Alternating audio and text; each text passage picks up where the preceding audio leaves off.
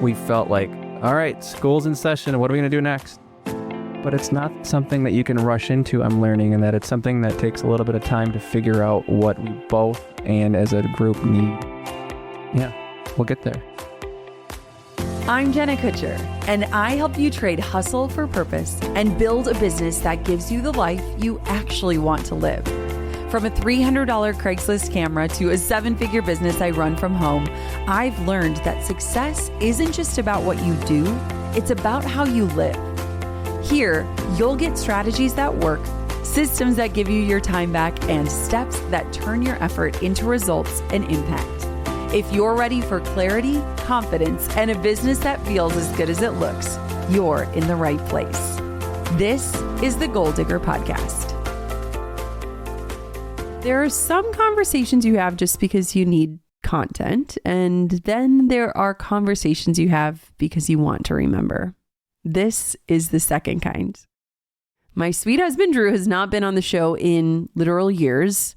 And honestly, a lot of people have been asking me about him, which fair, because he's not in my content much anymore. And let me tell you, that's completely intentional. I mean, the man has been on a journey lately. He even deleted Instagram entirely. It's just not where we want to live. And trust me, he's really not missing much. I still show him all the cute puppy content.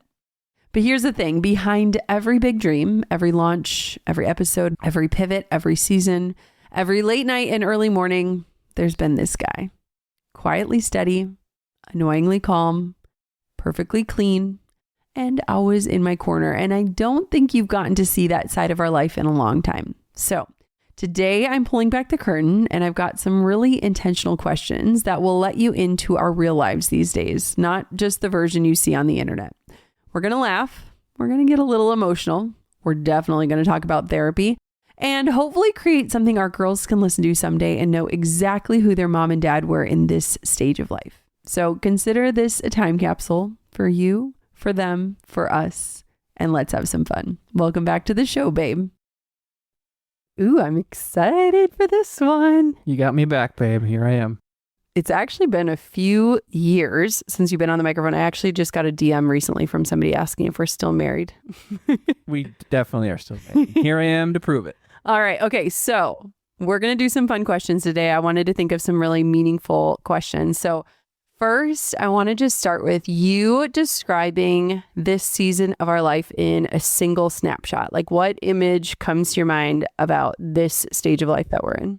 I feel like it's a huge, almost like finding ourselves again in the simple things. Obviously, Jenna talks a lot about the garden and the chickens and the bees and just how we are going back to roots and just finding out what works for us in the most simplest form. And I love it. Yeah. I mean, that is like, I feel like I have this scene in my head of Coco and I in the greenhouse watering things, you and Quinn in the garden with the chickens running around, like, and the dogs chasing on the perimeter. It's just the best. I never thought I would have chickens, and this is another you told me so kind of thing. But I feel like it's never been more natural for us at the same time. Like, I was so scared to go into it, but now I can't see us not having a garden and chickens. You're obsessed. It's super cool. You love the chickens. I feel like a farmer. I know. I'm out there farming. I'm picking up chicken crap and grabbing their eggs and I'm feeding them. And it's honestly so fulfilling, and never thought I would do it, but here I am and I absolutely am obsessed. Yeah, I know. It is kind of funny. I even remember when I had like my vision board with lots of chicken pictures, like probably too many chicken pictures, and it was a little over the top. You were hard to convince, but I guess this is for anybody on the fence. Like, maybe have your partner listen to this because chickens are amazing. They do poop a lot, but that's okay. Yeah, it doesn't matter. That's good compost. So yeah, I feel like in this stage of life, I just really see our home. I see us outside. I see us just like enjoying the land and doing things we never imagined. And yet like we feel so much fulfillment and joy from them. And I think too, one of my favorite things about this stage of life is that the kids are just going to be raised like this is their norm. And that it's like so common to run out to the garden and grab food for dinner and to go grab the eggs and like just, I don't know, they love it. Like every time they talk about what they're thankful for, it's like chickens, bees, garden, greenhouse. It's so sweet. I grew up with a garden at home too, so it's kind of nostalgic, and it's just like, it reminds you that you can grow your own food and you can live off of what you have and enjoy every second of it. Yeah, I mean, we're not totally living off of what we have, but Not at all. we're on our way. 1%. Okay, so what is something that you think the internet would never believe about me? You are very introverted and you need your cave space. Cave space? What am I, a cave woman? Sometimes you don't leave the house and you're totally fine with it. I need to get out and talk to people and feel the energy where you're just like, I got this. Yeah. I don't need to leave my home in the woods. I know. I feel like people never believe that I'm an introvert, probably because I do things like this where I can talk and like show up. And when I'm in person, I feel like I can really like be in other people's energy, but I absolutely positively recharge alone. I think the hardest part of this stage of life is like, I want alone time, which can feel hard when you're married to an extrovert. I also feel like you hate small talk, Yes. but if you find people that you can dig in on, it's such a different type of thing for you where you you don't like the minutia, you want to get into the nitty gritty. Yeah. And that's huge for you. Yeah. I mean, I literally will see myself out of conversations so fast if they're talking about the weather or sports or Don't ask things. them about Yeah. weather. Or sports. I just can't. And I feel like life is so short, but like I could talk for hours about deep soul level stuff. So it's interesting. And I think the internet wouldn't know. Like you are literally the biggest softie. I mean, honestly, it's something we're working on a little bit, but like I had a call in therapy today for it, so it's a huge deal for me to figure that out. well, and it's funny because I feel like we've been like putting pieces together for you, but like don't let the muscles fool you. Like this man is so soft. It was so sweet this morning. Coco comes prancing into our room at like 6 a.m. and she had created this beautiful little sticker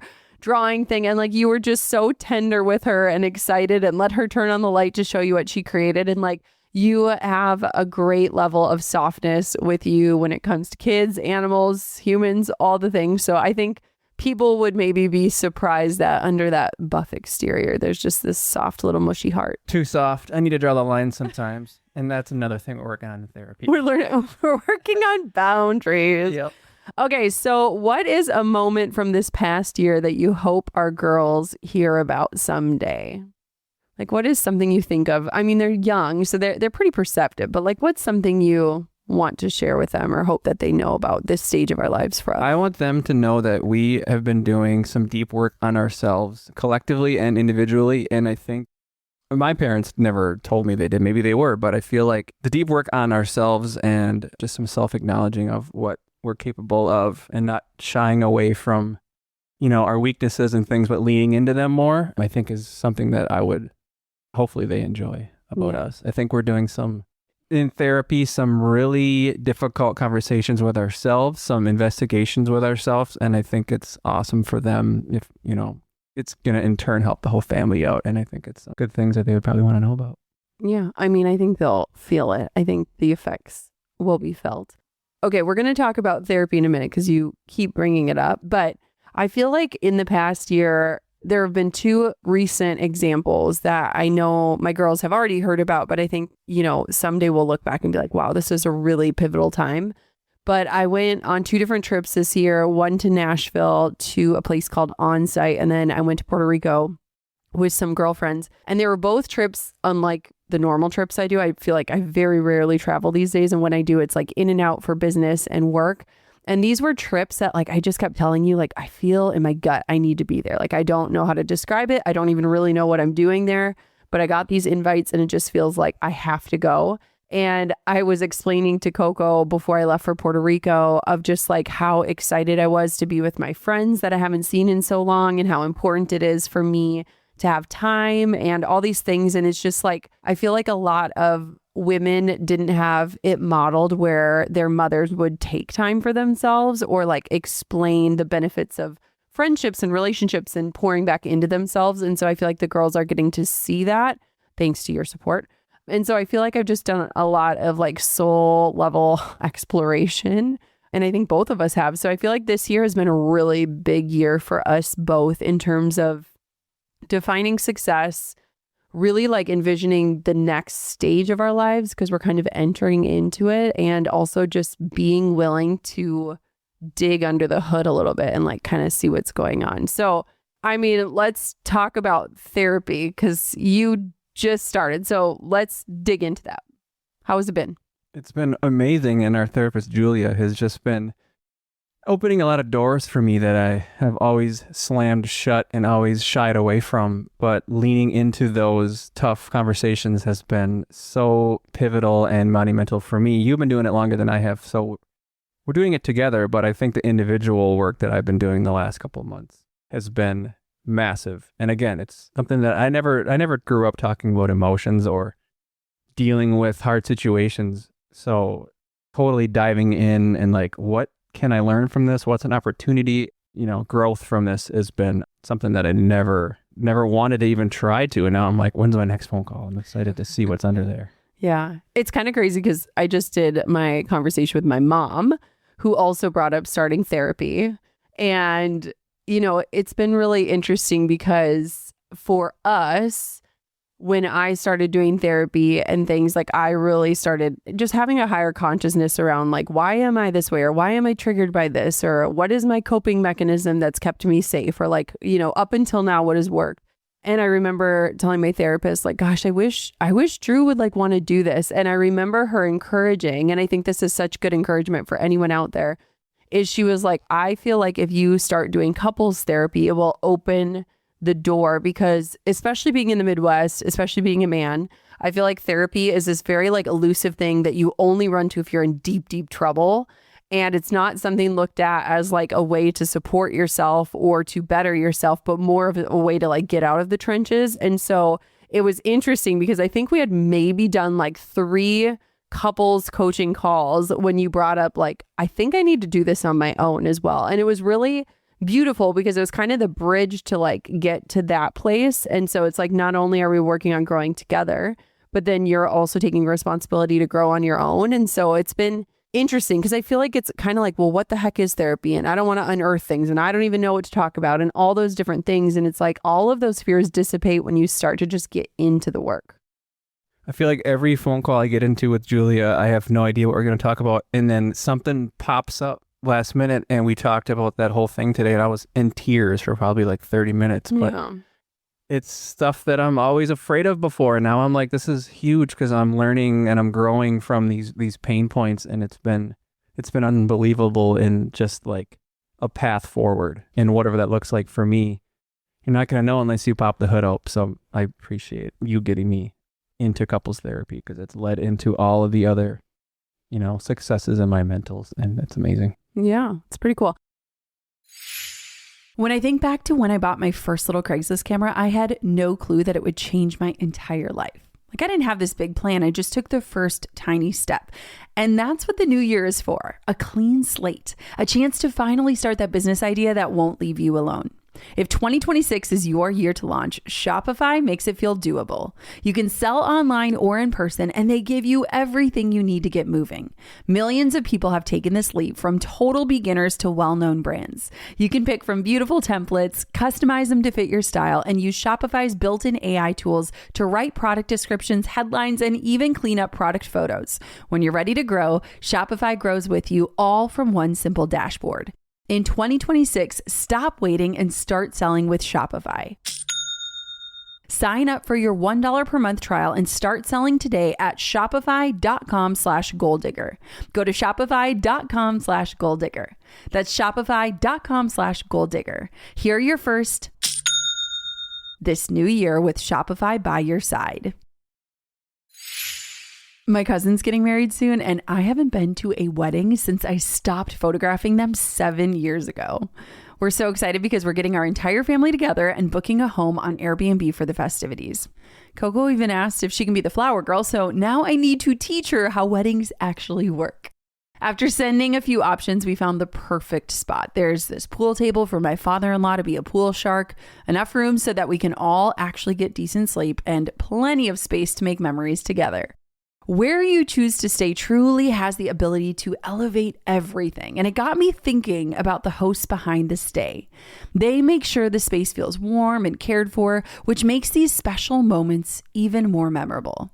And here's something I learned. You don't need to own a vacation property to consider hosting your own home on Airbnb. You can start with the space you already have. And that extra income, it can be put towards future travel or a fun splurge item you've been eyeing. Your home might be worth more than you think. Find out how much at airbnb.com/host. I mean, okay, this leads me to my next question, which is what is something we figured out in our marriage that you're proud of? I can go first because I've got one. Yeah. I am so proud that we have figured out like what our roles are, and we've just kind of like stuck to those roles with confidence. I think both of us were raised in different types of households where, you know, it was very much a lot of the mom's responsibility for a lot of the, you know, cooking and cleaning and the traditional things. Plus our mothers worked. And so we just had something different modeled. And I know for a while it was kind of trying to figure out like, what does this look like? And, you know, I remember you telling me like, I want to be a stay-at-home dad, and you had never held a baby before. And I was like, all right, here we go. But it's been like such a beautiful journey. And I feel like we've just stayed super steadfast in terms of figuring out like, how do we want to do this as a team? Who does what does that look like? And obviously we've worked through so much of that. But I think in a world today where there's so much traditional roles coming back up to the surface, I feel like it's been really powerful for us to just say, here's what works for us, and we're good with that. And like, this is awesome. And it can change at any time if we need it to evolve. Yeah, I think we're able to evolve. And also, again, it goes on to like respecting each other and what we're both good at and understanding what we're good at and leaning into that power where, yeah, the non-traditional aspect of me home with the girls and you working, like we just made that as a priority. That's just what we do. And whatever we got to do to keep that, maintain that, and just focus on what we're good at. Like you said, you're passionate about certain things. Let's do those things more. Yeah. I'm not passionate about vacuuming. I'll tell you that much. I am.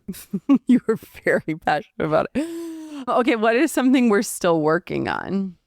A big thing for us we're working on is allowing myself to lead a little bit more in a relationship, because you're constantly, you know, delegating with work and with everything. I want to be the one that's helping take some decisions off of your plate, more big decisions than little things. And I think you are wanting someone to be more of a co-lead than just you running the show. So I'm excited to challenge myself in becoming more of a leader in the family. Okay. I love this because, I mean, to paint the picture, I feel like our life has been in like these phases. And if you think about it, so I think in Vedic astrology, it's like everything is in like a 7-year cycle, something like that. And so my business has been running for 14 years. We've been married for 14 years. So we've kind of been through 2 cycles, and it's actually kind of wild because it's like we became parents in the second 7-year cycle, and that cycle is starting to end and start a new beginning, which is exactly how our life feels right now. Is like both of our girls are in school now, which was a huge transition for us because basically for the last 7 years, we've had a kid at home with us all day, every day. And we loved that stage. I mean, there was so much goodness, and it was really hard to send Quinn off to school this year. And so it's interesting because if you think of these like 7-year cycles, it was like the first 7 years was really getting my business off the ground to be the business that it is today. The second 7 years was in parenthood and me having this rinse and repeat business that allowed us to have this life and this journey through parenthood. And I feel like this year has felt like the beginning of dreaming of what do we want for this next like 7-year cycle, or really just for the future. And it's interesting because I feel like I have always been the vision caster. Like I always just like have this like grandiose vision and I paint it so well. And you're like, heck yes, let's freaking go for this. And it's awesome. And it's been so beautiful. And I feel like for the first time in a long time, I'm kind of like leaving the vision open a little bit. And I remember just really thinking about, you know, it felt like when September was coming this year with the kids starting school, I kept feeling like that date was looming as to like, we need to figure out what's next. And I feel like we've let go of this feeling of like, okay, now we've got to like plan out the entire next plan. And we've just been a little bit more open-handed, a little loose grip on it. But what's interesting is I also feel like as we're painting this next stage of life with us for our family and our kids, we're also like individually painting, like, what do we want? And I had this realization with Drew of like, you're going to have more free time. Like you have a job well done. Like we have successfully got these kids into an amazing school. And like, now what do we want to do? And it was more of this realization of like, I want you to have things that you choose, that you lead, that I'm not, meddling in or giving my input in or helping guide. Like, I want you to have things that you own that are yours and yours alone. And I want the same for me. And then, of course, I want like our shared vision. And it's been just like an interesting stage. And that's really why we started couples coaching, was like, we're at this like pinnacle of time where it's like we're rediscovering who we are outside of our roles and what we love to do and what we want. And we're so lucky to have options and choice and freedom to make those decisions. But we also are in that space as a couple of like, okay, so what's next? What do we want to do? It's a clean slate, babe.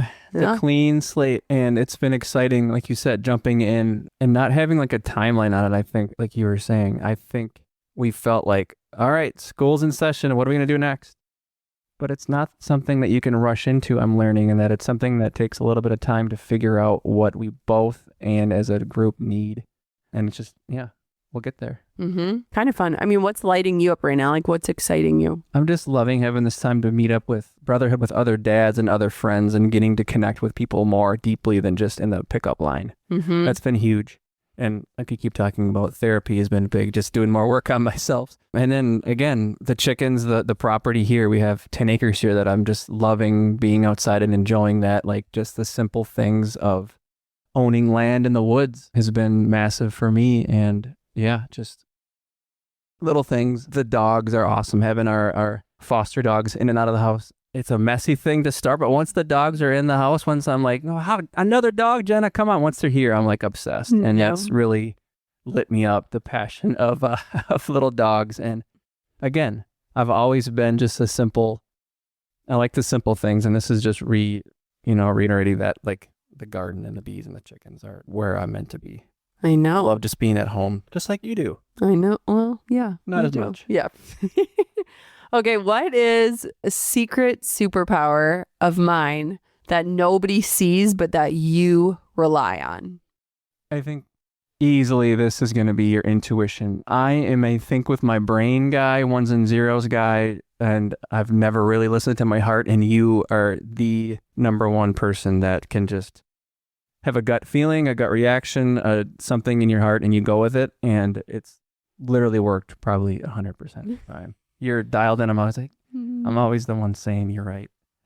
It always takes a little while, though. Let's be honest. Yeah. It starts with an argument, then it goes. It takes a little bit for me to tell you that you're right. But I mean, if you could just understand that from the beginning, it would save us a lot of stress. It wouldn't be fun then. It would be. It'd be too easy. I gotta know. have a little challenge. I do have a really strong gut on me. Like, when I look at career and choices and even things that we're looking towards in the future, it's like there's so many things that are like divinely led that I can't orchestrate. And looking back, I'm like, oh yeah, but I have this like knowing, and I think I've always had it. I've always been it, but I feel like it's stronger now than ever before, where it's just like, whoa, lights on. You're definitely leaning into it and listening to it more, if anything. I don't know about your childhood, but I feel like you've always kind of known what to do and when to do it, and which makes you a natural leader. Obviously, you can decide before it's even anybody else's mind. You're already moving on to the next thing. Yeah, it's interesting.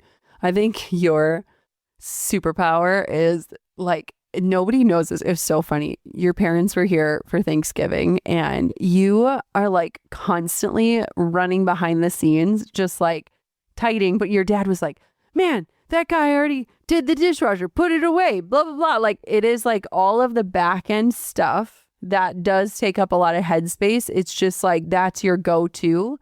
And your parents were just so impressed. And I was like, no, this is like so normal for us. But we also operate like a well-oiled machine. Like, we have our positions. I'll never forget when Marissa from my team stayed with us.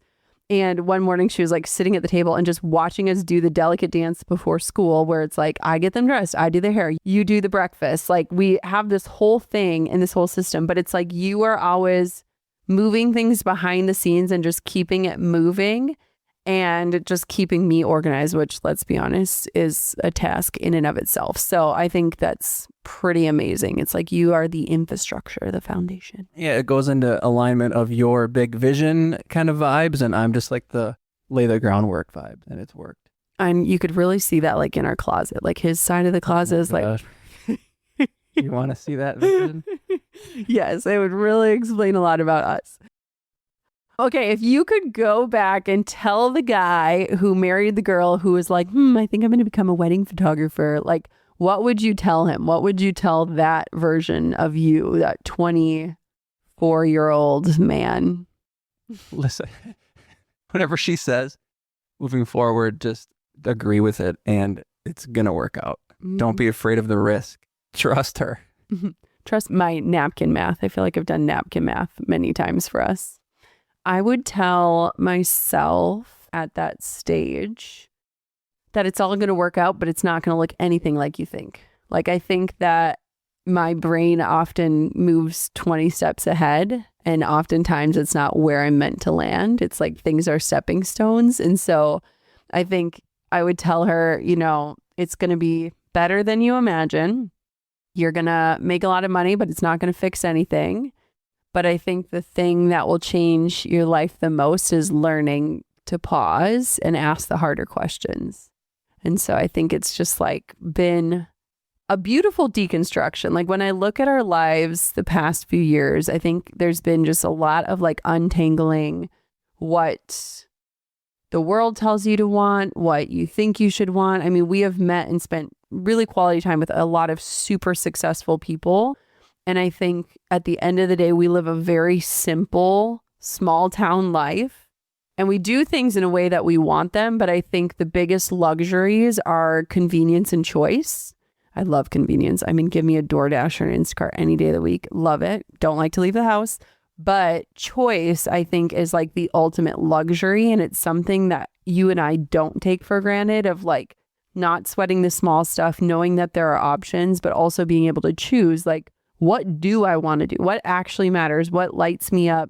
And I think that's been like the biggest blessing. Like that's the luxury at the end of the day. And I think having gratitude around that too, like realizing that there's a choice and we're able to do this, small town, life by design, and just leaning into that and being really grateful for what we have. I mean, it was interesting because when I went to Nashville and on site, I think there was like 40 people, and I was the only person from the Midwest, and every other person lived in a massive city. It was New York, LA, Austin, Texas. Like it was all cities. And I was the only person that lived in a small town. And at the end of the whole thing, you have to put a little pin into the map. And it was like LA was exploding on the map and New York was exploding. And then here's my little pin in Duluth, Minnesota. And it was just like a beautiful reminder of like, we've lived a really big life while keeping our feet in a small town. And like, I feel that has served us and our kids so well. We're living a beautiful life. We're not dead yet, babe. Yeah, we're not dead yet. We have a lot of life to live. We've got a lot to do. Okay, what is one dream that you are holding quietly for the next chapter? Like it could be for us or for the girls. Like what's something you're just thinking about a lot? I think I would love to do more traveling with the family, taking them out of school for periods of time and traveling to Europe for a month or traveling to Australia, whatever it looks like. But I enjoy traveling. Jenna enjoys traveling, and the kids have always been along with us for the ride. So I think doing more grand traveling and learning that way through other cultures, I think would be super, super cool. And again, being from a small town, we can always come back to the woods. But going out at this pivotal age for them would be so educational for them and for us. Yeah. And that would be amazing, just getting more travel in. I saw something recently where it was like, you ask your kids what they got last year for Christmas and like, they have no idea. Like Coco the other night got really embarrassed because she didn't know. And then I was like, what trips did we go on this year? And like, they can just fire them off, Florida, Nashville, Arizona, Chicago. Salt Lake City. Yeah. And it's like, they remember trips so vividly. I think there's a ton of data that backs that up too about travel. And I know travel is a luxury and it's not accessible for everyone.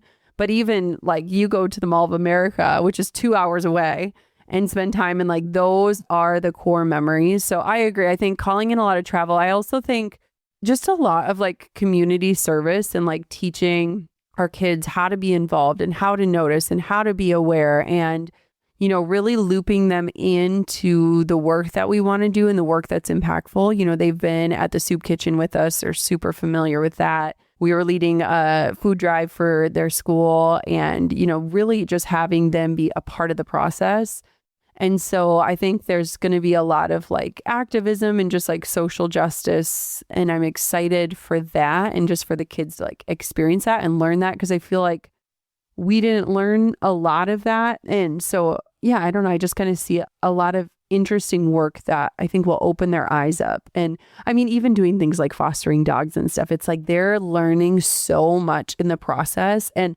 honestly, they kind of handle it a little better than you do. Coco does. Coco's great at it. Yeah, I was just like, okay, here we go. I know. Yeah. I think like you said, just parlaying off of that, I think giving back and pouring back into the community that's been like, you know, taking care of us, paying it forward has been a huge thing. And I think the girls will just learn immensely from that, whether that's soup kitchen or the dogs or traveling and seeing, you know, underprivileged areas of the world and realizing like how awesome we have it. So we have the ability to give back, you know, our energy, I think is amazing. Yeah, I'm excited. I think there's going to be a lot. Okay, if we did this conversation again in 10 years, so we're coming up on this coming year will be our 15th anniversary. That's wild. We have officially been together longer than we've been apart we haven't in our been half. together. Yeah, we've been together half of our lives. Okay, so if we did this again in a decade, what do you hope would be different about this conversation?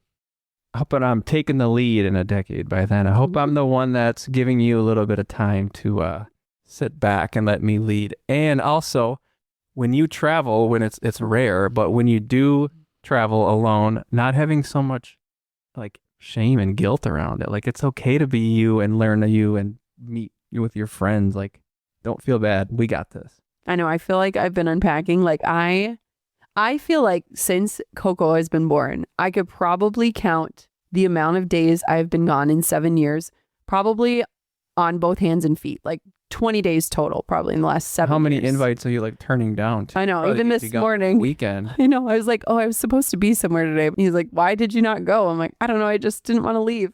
Yeah, I'm unpacking you love that. being at home. I do. I love being at home and I love being with my kids. I hate missing that time, even if it's just a simple time. But it's okay to leave. Yeah. Too. I mean, full permission. Maybe I'll book a trip to Egypt or something. Look at that.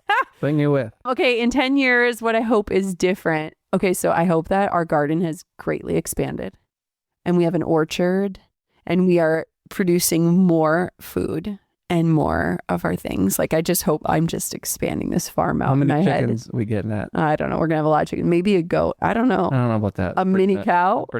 I say they're messy and nasty. We'll probably have like 5 goats. Yeah, you never know. I mean, okay, so I hope that that's different. I also think of like, wow, in 10 years, like Coco would be 17. Like we would be in the teen years. And so I hope that we would be at a stage of parenting where we have raised confident, courageous, brave, kind kids. I mean, we've already done that, but just like looking ahead, responsible. Having you as their mother is putting this on the right path. Well, I hope so. I'm sure. I mean, that's crazy to think of. And then, okay, what do you hope is the same? Like if we did this in a decade, what parts of this do you wish would be the same? I hope we're still able to look at our flaws and work on ourselves. I hope we're still as madly in love as we are now. And I hope He's laughing. I hope our respect level has always been our foundation, just like we understand each other's, you know, the reasoning why we do things, and just a deep love and respect and admiration for each other. Hope it's there. I think hope that never leaves. It won't. He was only laughing because I was looking at him with my eyebrows up. Yeah, I hope that like we're still just enjoying life together. I feel like one thing I appreciate so much about us and our marriage is just like, I feel like we're so awake to the blessings. Like we are so filled with gratitude. I think we're very generous. And so it's like, I just hope there's more of all that, like calling all of that in. And I think, you know, this stage of life is like really a time to expand ourselves and expand our circles and just go for more depth and not width in all the things that we do. And so, yeah, that's like what I hope is the same, is that we're just still on that quest of like, how do we impact the world and our community? How do we create and foster better friendships? How do we make an impact? How do we raise beautiful kids? How do we love all the animals? I mean, we could also have like a dog hospice center in the future. I mean, I have a lot of dreams over here. Pump the brakes. Oh. Okay, I'm going to ask you 2 more questions. All right. So one is like, what's a small, ordinary thing that we've done lately that feels like the highlight? Like, what's something that you're just like, huh, that was really cool? Your vibration plate that you got in the bedroom. Shut up. Oh. Jenna's always buying these biohacking hack things. Then I'm like, why would you want to get one of those? What the heck is that? And then I'm like secretly using it. Yeah. This is literally, again, I'm right on everything. He makes fun of me. I have this vibration plate. I got in the algorithm. It kept a lot of things. That's just your current newest one. I know, but I use them all. Do I not? I am the most religious person ever. And all of a sudden last night I hear it going beep, beep in the bathroom. I'm like, oh, guess who stole that one? That's really what is a small, ordinary thing that feels like a highlight to you? No, that was just an easy one because I was on it last night. I feel like a highlight for me is like when everybody piles into the bed, like, and we're all just like together and we're not in a rush. I feel like lately I've just been realizing that like we're not in a rush. Like take our time, get everyone together. And like, I don't know, Coco is so freaking creative. I mean, that child between the hours of 5 a.m. and 7 a.m. will write songs, write books. Like she is like on fire from the minute she wakes up. I was just going to say this morning when you and I are in bed, Hank jumps up in bed and then Coco comes in with her little like biography that she just did with stickers. I'm like, this is so cool that we're all here. Coco loves the dog. The dog, like there's all just a ton of love piled into the bed. Everybody but Quinny. But just that girl loves her sleep. She does. She was all cold at her bed. Yeah. Yeah, just like cuddling on the couch, cuddling on the floor in the kitchen, like whatever it is, like it's fun that we all just love being together so much. And it is a simple thing, but it's also not. Like it's also showing them like our group. Yeah. And how positive we are together. And I love that. Yeah. I feel like whenever Quinn brings up anything, she'll be like, you and Daddy and Coco. Like it's like the foursome of all time. Where it's just we genuinely just love being together and we're together all the time. Coco drawing our stick figure family, it's always like it's always all four of us. It's so sweet, like in the yard and whatever, it could be rainbows overhead. And it's just Daddy, Mom, Coco, and Quinny. I know, it's so great. I think that this stage is exciting. I think it feels new in a lot of ways. It feels like we graduated from like the trenches of parenthood. I feel like it's so fascinating because it's like you look back and you're like, dang, that was wild. Like we were at Thanksgiving and our kids had disappeared with their cousins and we were hosting and I've got to say, we're really good hosts. We're very laid back. We're super chill vibes. You're right again. I kind of actually do like it too. Yeah. I like having everybody in our, like under our roof. Too. Yeah. Yeah. And see where they're at and everything. Yeah. And the kids disappeared and we were like having an adult conversation around the dining room table. We kind of looked around and we're like, holy crap. Yeah, it was like 10, 15 minutes of uninterrupted time. We're like, where are the kids? They're good. They're having fun. You can hear them laughing. Yeah. It's like a stage graduation out of the trenches of like keeping your eyes constantly on your kids and making sure nobody dies. So it's been a fun one. So all you young parents in the trenches, there is light at the end of a tunnel. Yes. We are proof that there will be times when you don't have to watch them 24/7. It gets easier. It gets better. Every stage is our favorite stage yet. So I think that's a good sign. Well said. In parenthood. Okay. So one final question that my team wanted to ask, because this is something that comes through a lot, is just if you are dating or married or a partner to an ambitious woman, what is a piece of advice that person should take? Because I think that can be a dynamic that can be really tricky for people. And it's something that people are really curious about when it comes to us. I would say take a step back and be willing to let them, if they're passionate, let them be the driver. Let them take the wheel and fly. Don't be the one that's like, I don't know if this is going to work. Like just trust that they know the right thing and be there to support them. I love that. I mean, women have really strong intuitions, and I think men do too. They just don't tap into it. It's in there. It's in there somewhere, but you guys are able to use yours more. Oh, well, babe, thanks for coming back on. It's been a hot minute. I hope this gives people a little peek into our lives as of lately. Yes, we are still married. Thank you for having me, and our life is very simple, and I love that. Yeah. And I'm excited for what's next. Me too. I love you. I love you too, babe. Oh, do you know my closing tagline? Coco can say it. Until next time, gold diggers. Keep digging your biggest goals. There we Let's go. Honestly, I don't know when we'll do this again. Maybe in 10 years, maybe sooner, maybe never quite like this again. But I wanted you to hear us, like really hear us in this moment. Not the perfect polished version, not the highlight reel, just two people who have built a life that they are enjoying, that they are proud of, who are still learning, still dreaming, still figuring out what matters most. If you've been here for a while, you know this show has always been about more than just strategy. It's been about building a life you actually want to live. And this conversation, this is what that looks like for us right now. It's imperfect and intentional, and it is so full of love. Thank you so much for letting us share it with you. Thank you for being a part of this journey, for all of it. Thank you for listening to this episode of the podcast. Until next time, goal diggers, keep on digging your biggest goals, and I hope you're doing it alongside of someone you love. Thanks for listening to the Goal Digger podcast. I hope today left you inspired and equipped with something you can put into action as you build a business that truly supports your life. If this episode resonated with you, here's how you can help the show reach even more entrepreneurs. Hit follow, share it with a friend who's building something meaningful, and if you're feeling generous, leave us a review. Those reviews help other listeners discover these conversations when they need them the most. This show has become so much more than I ever imagined, and it's because of listeners like you who show up and share. You are helping build something that will inspire entrepreneurs for years to come. For show notes, links, and resources, head to goaldiggerpodcast.com. Keep digging your biggest goals. The world needs what you're building.